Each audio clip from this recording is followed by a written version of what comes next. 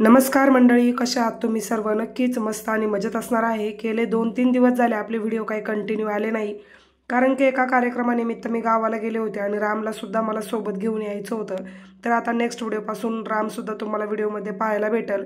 माझ्या आवाजामध्ये तुम्हाला थोडासा बदल वाटत असेल, कारण की घसा थोडासा पॅक झालाय, पण थोडंसं ॲडजस्ट करा, कारण की 2-3 दिवस झाले व्हिडिओ काही गेला नाही, त्यामुळे मला सुद्धा काहीतरी चुकल्यासारखं वाटत होतं। त्यामुळे ठरवलं की आज व्हिडिओ शूट करून तुमच्याबरोबर नक्कीच शेअर केला पाहिजे।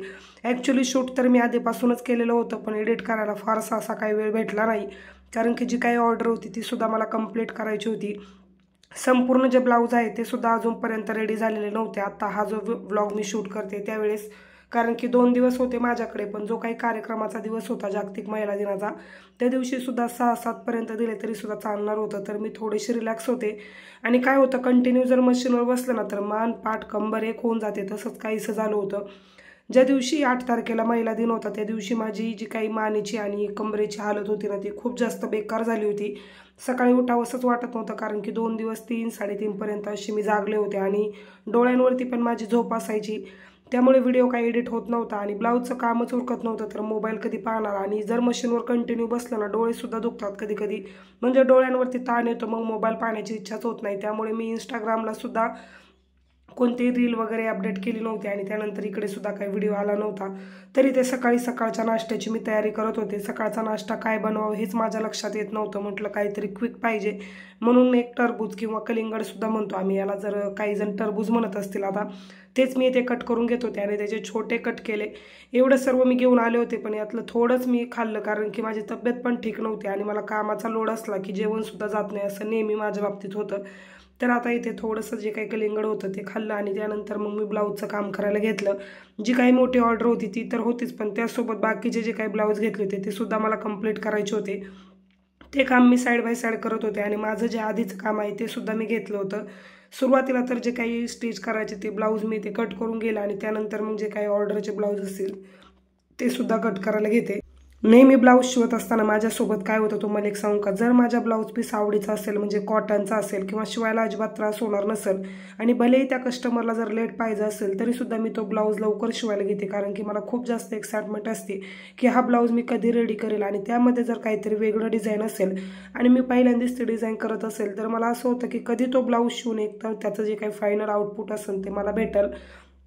तर आता जो ब्लाऊज मी इथे प्रेस करत होते त्याच्यावरती ना असे रेड कलरचे हर्ट होते, आणि त्यांना अम्ब्रेला स्लीव्स पाहिजे होती। तर मला असं झालं होतं की कधी हा ब्लाऊज मी एकदाचा स्टिच करेल आणि फायनल जो काय ब्लाऊज आहे तो तयार होईल। याचा शॉर्ट व्हिडिओ सुद्धा मी इंस्टाग्रामला अपलोड केला होता, तिथे सुद्धा तुम्ही नक्कीच पाहिलं असेल।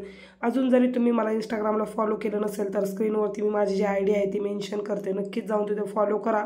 जे काही ब्लाऊजच्या रिलेटेड शॉर्ट्स व्हिडिओ असतील ते मी तिथे अपलोड करत असते।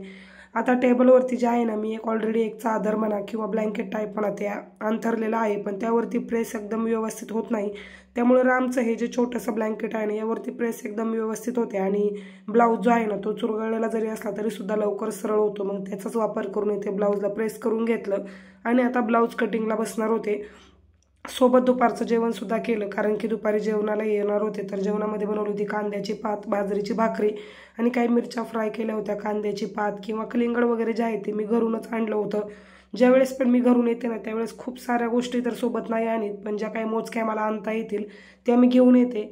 दरवेळेस रामसोबत असतो त्यामुळे पिशवी आणि रामलाही मला जास्त काही पॉसिबल होत नाही, पण आता ह्यावेळेस रामसोबत नव्हता त्यामुळे बऱ्यापैकी गोष्टी ज्या आहेत त्या मी घरून घेऊन आले होते। ते सर्व अरेंज केल्यानंतर जेवण वगैरे झालं, आणि आता ब्लाऊज स्टिच करायला बसले होते। नेहमी जी काही शिलाई मशीनची माझी डायरेक्शन असेल ती रामचं जो काही कबड आहे त्याच्या बाजूला असते, पण ह्यावेळेस मी इकडे फिरून घेतलं होतं, कारण की जास्त प्रकाशच आतमध्ये येत नव्हता। जेव्हा पण मी ब्लाऊज शिवायला बसते ना त्यावेळेस जो काही मेन डोर आहे हॉलमधला तो ओपन करते, जेणेकरून की जास्त लाईट आतमध्ये येईल, आणि दुपारच्या वेळेस शिवायला जरा बरं वाटतं, नाही तर संध्याकाळच्या वेळेस मग दिसत नाही व्यवस्थित आणि फिनिशिंगसुद्धा चांगलं येत नाही।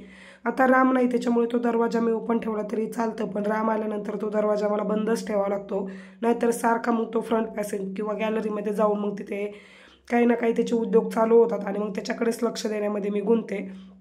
तरी ते आता ब्लाऊज स्टिच करून घेते। प्रिन्सेसचा ब्लाऊज होता, आणि त्यानंतर अम्ब्रेला स्लीव्ज म्हणजे बेल स्लीव्ज 2 लेअरची बनवायची होती, पण एवढं काय फॅब्रिक पुरेसं नव्हतं, त्यामुळे इथे सिंगल लेअरच मी बनवून घेईल। बाकीच्या ब्लाऊजची जी काही मेन ऑर्डर होती ती सुद्धा मला कंप्लीट करायची होती आणि इतकी नाकीनऊ आली होती मला ब्लाऊजमध्ये अक्षरशः, कारण की जे काही स्लीव्ज होत्या ना त्या पण डिझाईनच्या होत्या आणि फॅब्रिक त्यांना पुरतच नव्हतं. सगळ्यांना जे आहे ते तिथे मुंड्याच्या बाजूला जे किंवा म्हणतो आपण डाऊनवर्ड डायरेक्शनला तिथे सगळ्यांना जोड द्यावे लागले, त्यामुळे शिवायला खूप जास्त वेळ लागला. 2-2, 2.5-3 तास असे मला एक एक ब्लाऊज शिवण्यासाठी गेला.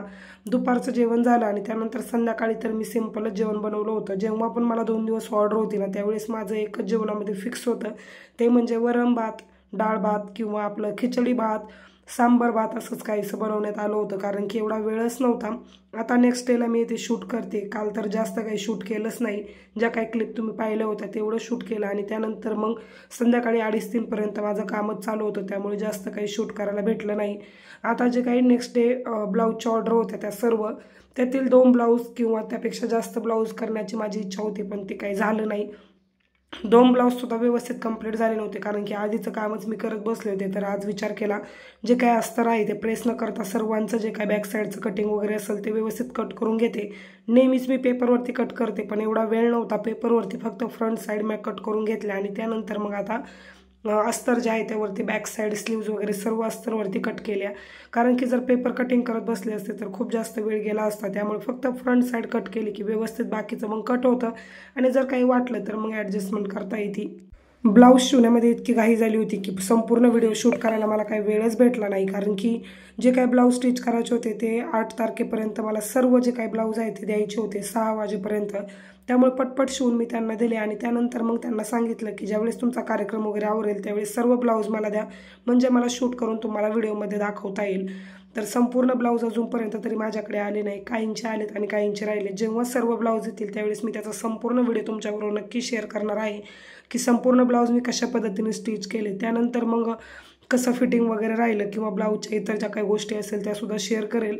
अस्तर असेल किंवा ब्लाऊज पीस असेल त्याला प्रेस करताना नेहमी मी टेबलवरतीच प्रेस करते आणि त्यानंतर कटिंगसाठी खाली बसते, म्हणजे व्यवस्थित मग कट करता येतं. टेबलवरती काय होतं, एवढं लांब अस्तर असलं की व्यवस्थित बसत नाही, मग काने कोपरे तसेच राहतात आणि जे काही कट करतो आपण ते कात्रीसुद्धा वाकडी किंवा तिरकी वगैरे चालते आणि व्यवस्थित कट होत नाही. खाली बसलं की व्यवस्थित माणूस कम्फर्ट झोनमध्ये कट करू शकतो. जे काय अस्तरचा तागा मी संपूर्ण आणला होता 20 मीटरचा, तो सुद्धा कमी पडला होता, कारण की सगळ्यांच्या डिझाईन ज्या आहेत त्या स्लीव्जला डिझाईन होत्या, म्हणजे पफ स्लीव्ज होता थोडक्यात, आणि त्याला 4 इंच जे आहे ते वरती वाढवून घ्यावं लागतं आपल्याला. त्यामुळे आणि जे काही 2 मीटर अस्तर मला लागलं त्यामधील थोडंसं उरलं होतं, 1.5 मीटरची आवश्यकता लागली असेल तर ते मी नंतर जाऊन आणलं, कारण की सेम कलर भेटणं थोडंसं मुश्किल होतं. हे जे आहे ते मी प्रॉपर वाघोलीमध्ये जाऊन आणलं होतं आणि जे काही मला भेटलं इथं ते सुद्धा मॅचिंग भेटलं, त्यामुळे काही सहसा प्रॉब्लेम आला नाही. कारण की एका ब्लाऊजचं मी हाफ कटिंग करून ठेवलं होतं आणि बाकीचे तसेच राहिले होते, त्यामुळे म्हटलं की सेम अस्तर असलं तर ठीक होईल, नाही तर मग उगं ते वेगळं पॅच दिल्यासारखं दिसतं असं. तर आता इथे अस्तर कट झाल्यानंतर मी लगेचच ब्लाऊज पीसचं कटिंग करून घेणार आहे, जेणेकरून की मग माझं पटपट कटिंग झालं की शिवायला काही जास्त वेळ लागत नाही. जेव्हा पण मी ब्लाऊज कट करायला बसते ना त्यावेळेस एका वेळेस जास्त कट करत नाही, जेवढे काही मला शिवायचे असतील तेवढेच कट करून ठेवते, नाही तर मग प्रेस करून जर कट केलं आणि त्याला गोल रोल करून ठेवलं की तशाच घड्या पडतात. तर दुपारी जो ब्लॉग आहे तो मी थोडासाच कंटिन्यू केला, त्यानंतर काही शूट केलं नाही. त्याच्यामध्ये हा जो ब्लाऊज होता ना हा शिवून झालेला होता, फक्त त्याला हुक वगैरे बसवायचं होतं तर त्यांना द्यायचा होता, ते मध्ये काम घेतलं. ब्लाऊजचं काम काय झालं ना, मला आवरतच नाही पटपट, म्हणजे मी करायची खूप इच्छा करते की पटपट शिवून व्हावं किंवा पटपट काम करावं, पण उरकतच होत नाही. जिथे मी तासभरामध्ये एक ब्लाऊज शिवायचे ना तिथे 1.5-1.5, 2-2, 2.5 तास, 3 तास असे मला एका ब्लाऊजला लागतात, कारण सगळ्यांचेच काहीतरी वेगळे पॅटर्न आहे आणि स्लीवच्या सगळ्यांच्याच डिझाईन आहे, त्यामुळे जरासा वेळ लागतोय. तर गुरुवार होता आज, मला असं वाटत होतं की लाईट वगैरे जाईल मध्ये, पण लाईट वगैरे काही गेली नाही, त्यामुळे जरा बरं झालं. तर पुढे व्हिडिओमध्ये मी तुम्हाला हेच सांगत होते की आज होता गुरुवार, पण व्यवस्थित पूजासुद्धा मी केली नव्हती. 2 दिवस झाले देवाकडे तर पाहणं झालंच नाही. देवसुद्धा म्हणेल की जास्त काम असलं की यांना माझासुद्धा विसर पडतो, असंच झालं होतं. गुरुवारच्या दिवशी नेहमी मी तिकडे वडजायला जायचे, तर 2 गुरुवार झाले तिकडे सुद्धा काही जाणं झालं नाही. मला सवय लागली त्यामुळे काय होतंय, मला असं चुकल्यासारखं वाटत होतं. आणि राम होता ना त्यावेळेस मी आवर्जून जायचे रामला घेऊन, पायी चालत जायची. कधी जर यांना वेळ असेल तर यांच्यासोबत जायचे, पण ज्यावेळेस राम घरी गेला ना आता 2 वीक झाले तेव्हापासून जाणं काही झालंच नाही.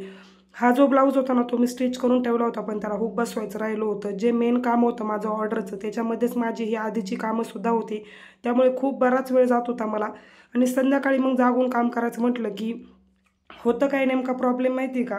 कारण की सगळे झोपलेले असतात आणि आपण एकटेच जागं म्हटलं की असं वाटतं की चला सर्वजण झोपलेत आणि आपण काय वेड्यासारखं काम करतोय. मग नंतर आपल्याला आठवण येते की हे काम आपण वेळेत दिलंच पाहिजे, कारण की आपण जबाबदारी घेतली म्हणजे वेळेमध्ये काम ते पोहोचलंच पाहिजे. आणि जर जास्त कामाचा लोड असेल आणि ते जर वेळेत नाही झालं की मग आपण आपल्या मनात समजूत घालत राहतो की हे काम सुद्धा वेळेवरती झालंच पाहिजे, नाहीतर कस्टमर ओरडेल, असं सुद्धा एका बाजूने वाटतं. त्यामुळे कोणतंही काम घेण्याआधी थोडासा विचार करणं गरजेचं आहे. जर राम इथे असताना तर मी एवढी मोठी ऑर्डर घेतली नसती, कारण की रामसोबत मग हे काम पॉसिबल झालं नसतं. जर तो असताना तर तो काय करतो म्हणजे सारखं कंटिन्यू मला स्टिचिंग करून देत नाही. त्याचं असतं की थोडा वेळ माझ्यासोबत खेळ, बस किंवा जेवणाच्या टायमिंगला व्यवस्थित बसून त्याला खाऊ घालणं, यामध्ये मग दिवसातले बरेच तास जातात. आणि इथं कसं होतं की आपण जर मोठे समंजस असलो की आपल्या वेळेनुसार मग आपण कामं ॲडजस्ट करतो, खाणं असेल किंवा बाकीची कामं असेल. आता माझे कपडे म्हणा किंवा भांडी वगैरे म्हणा सर्व तसंच होतं. 2 दिवसाचे कपडे मी एकदमच मशीनला लावले होते आणि मशीन असल्यामुळे बरंच काम माझं हलकं होतं. जेव्हा पण मला कपडे वगैरे वॉश करण्याचा थोडासा लोड येईल त्यावेळेस मी मशीनच लावते आणि तिची खूप जास्त मदत होते मला. भांड्यांना थोडासा वेळ जातो, पण तरीसुद्धा तसंच उरकतं घ्यायचं आणि काम पूर्ण करायचं असं माझं असतं. जेव्हा मला वेळ भेटेल त्यावेळेस मग मी व्यवस्थित करते. जेव्हा माझ्या ब्लाऊजची ऑर्डर कंप्लीट झाली होती ना, त्या दिवशी मी संपूर्ण घर क्लीन करून घेत होतं संध्याकाळी, कारण की नेक्स्ट डेला मला रामला घ्यायला जायचं होतं. तर असा होता संपूर्ण 2 दिवसाचा व्लॉग. कसा वाटला ते मला नक्की कमेंट करून सांगा. ज्या काही ब्लाऊजच्या डिझाईन असतील त्या मी नेक्स्ट व्हिडिओमध्ये शेअर करते. तर एवढे ब्लाऊज तयार झाले आहेत आणि नेक्स्ट अजूनसुद्धा काम चालूच आहे. तर चला, असा होता हा संपूर्ण व्हिडिओ. कसा वाटला ते मला नक्की कमेंट करून सांगा. आवडला असेल तर लाईक करा आणि चॅनलवर जर नवीन असाल तर प्लीज चॅनलला सबस्क्राईब करा. बाय.